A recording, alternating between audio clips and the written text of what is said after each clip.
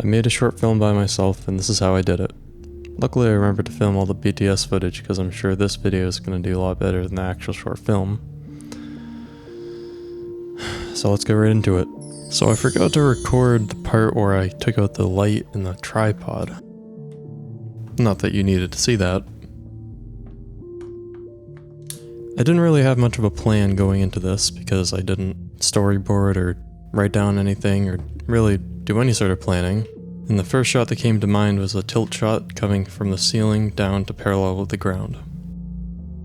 Now the reason I'm even doing any of this is just because I was up too late one night and I was just like, well, I might as well make a short film. So I did.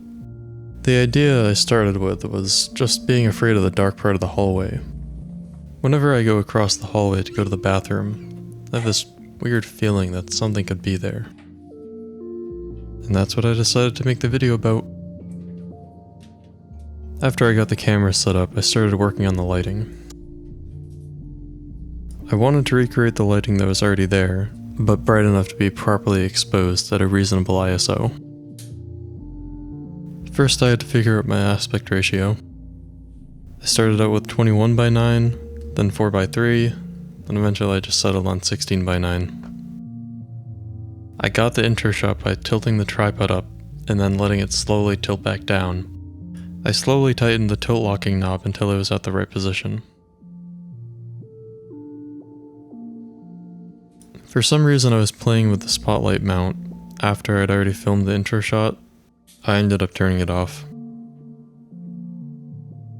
This is the shot where I peek out of the door and eventually walk out.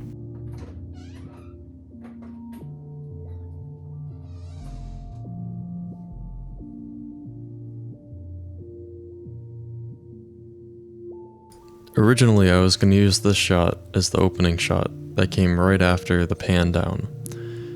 But my tripod isn't good enough to keep its angle, so luckily I recorded the close-up shot of me walking out of the door, so I was able to use that as the shot of me actually entering the frame instead of this one. It definitely ended up working out for the best. This right here is my Oscar-nominated Scared Walk. Inspiring, isn't it?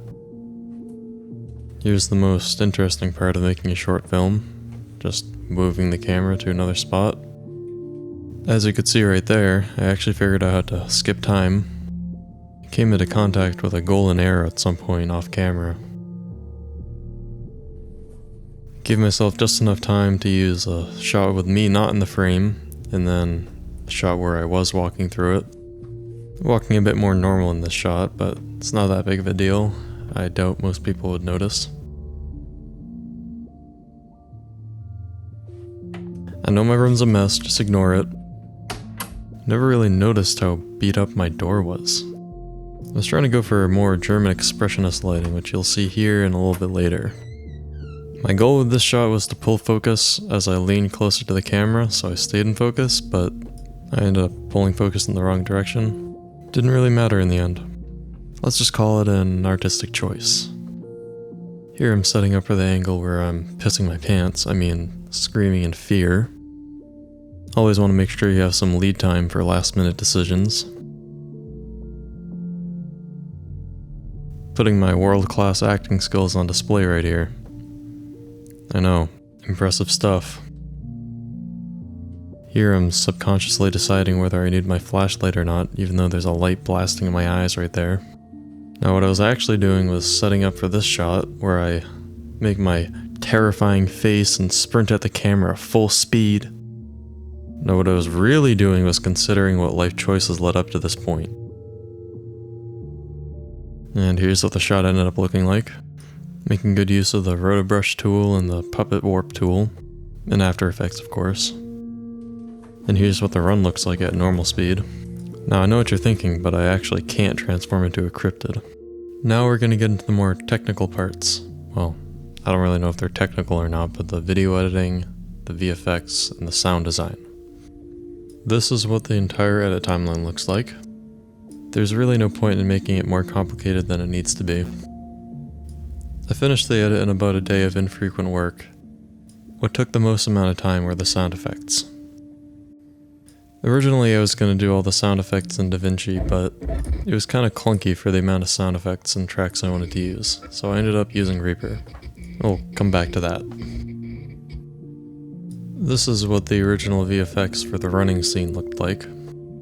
I did it in DaVinci Resolve Fusion, which was a lot more difficult than I anticipated. It has pretty bad performance for this many effects, at least on my computer, so I decided eventually that I should use After Effects instead, because it's a little bit more suited to this style of VFX, and it ended up working pretty well. The biggest issue with Fusion was just being able to mask out every frame of the run scene. Well, the running part of the run scene. It was just getting too difficult and taking too long, so I decided to stop using it. This is what the After Effects composition looks like. The first thing I did was take the footage that I exported from DaVinci Resolve without any color grade, and then use the roto brush to mask out me from the background so that I could put it over a clean plate of the background. Then all I had to do is use the Puppet Warp tool to make myself look really creepy. Although, if I'm being honest, I don't really think it looks creepy anymore because I've been looking at it for so long. The way I did the running animation was just putting every single frame of the run on its own layer, and then doing its own puppet warp for every single frame, which did involve doing some painting and stuff like that because the arms were connected in weird ways and I wanted them to look long and weird, which took a little bit of time, but it wasn't actually too bad. The whole process took a few days, which is pretty good all things considered. Then all I had to do was export it from After Effects and DaVinci Resolve, which I did with a ProRes file. I put the effects in the color grade on an adjustment layer that was set as a guide layer so that it wouldn't render with everything else. Just a little tip if you're doing something similar. Now we're getting to the good part, the sound design, the thing that I spent the most time on.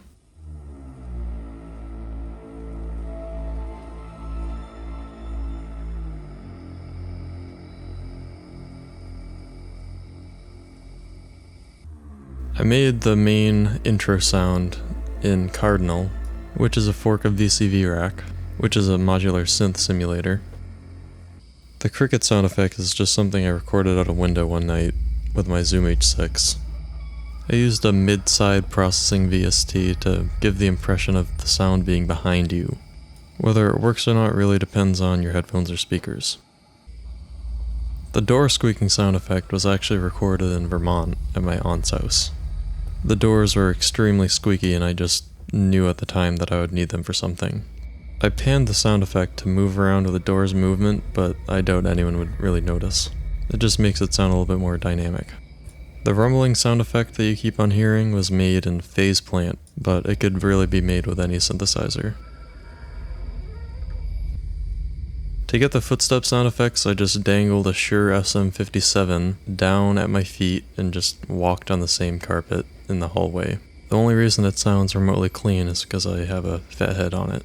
I'm just working with what I got, and what I got is a Zoom H6 and an SM57. Now what I did for the clicking sound, I just sort of inhaled and made this sound. And I pitched it down. It's really pleasant, isn't it? And the scream is the same concept, just higher pitch, of course.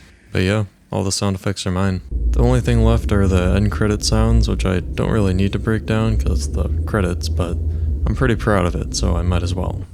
Like the intro sound, I did it all in a Cardinal patch. It's made up of 4 components. One of them is a triangle wave that's being pitch modulated by a randomized control voltage. That's what the bass sound is. The rumbling or wind sound effect, I guess, is a red noise going through a low pass filter, which just cuts off the high frequencies, obviously. This sound, I don't even know what to call it. It's a sawtooth wave that's going into a voltage controlled filter, which multiple parts of are being modulated by multiple types of waveforms, and the LFO's clock speed is being modulated by a random pulse generator. And this is what it looks like on a spectrogram.